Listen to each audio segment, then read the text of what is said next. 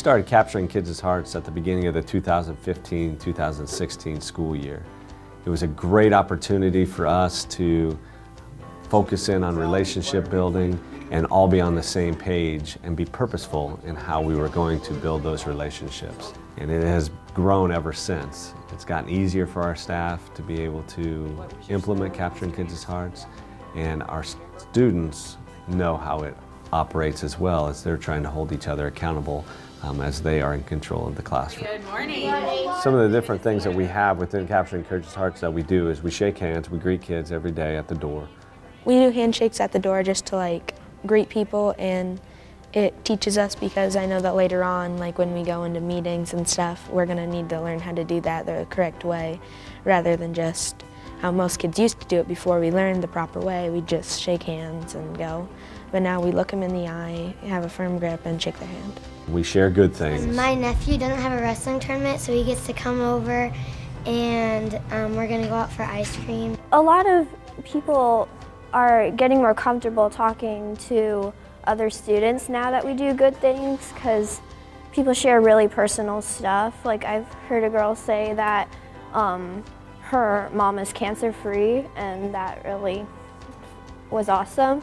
So good things make students more comfortable around others. One of the biggest differences is that it transferred to academics when we started doing book reports, which one aspect of the book reports are oral reporting.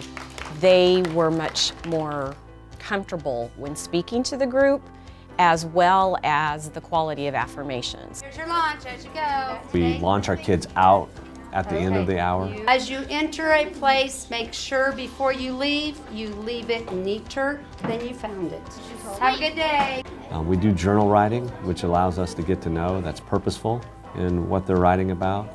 On task and listen and think about yesterday. What kept us from the 8.5 or better? We have a social contract that the kids create within the classroom that's really big for the kids. It's their pretty much rules of the classroom, and they abide by the rules, and then they have to hold each other in check for those rules.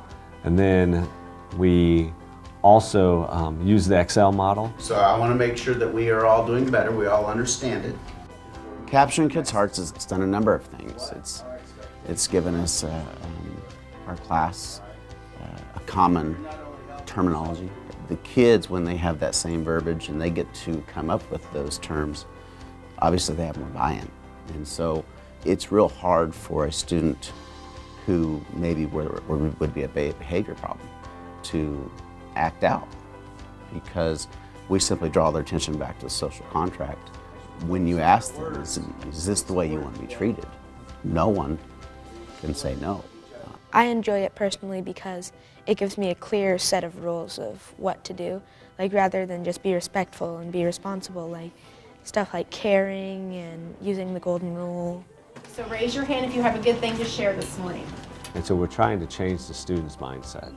And so we're trying to make sure that the students understand that we want them to be focused in on more positive things, because that will change their demeanor, that will change their attitude, and that will change their outlook on school.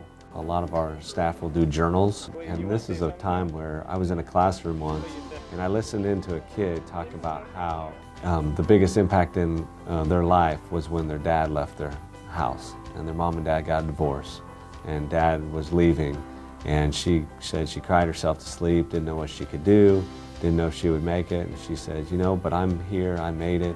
And so the teacher, as the teacher was going through that journal writing and the kid was sharing that, teacher asked, how many of other can relate to her? And about the whole class raised their hand. And so what that meant was those kids feel comfortable enough within their class setting to share some really tough things that they've had in their life. And so I feel like this is one of the reasons for Capturing Kids' Hearts. And one of the biggest things is build a relationship from peer to peer, teacher to student, and also school to the community. And I feel like that's allowed us the opportunity to do that.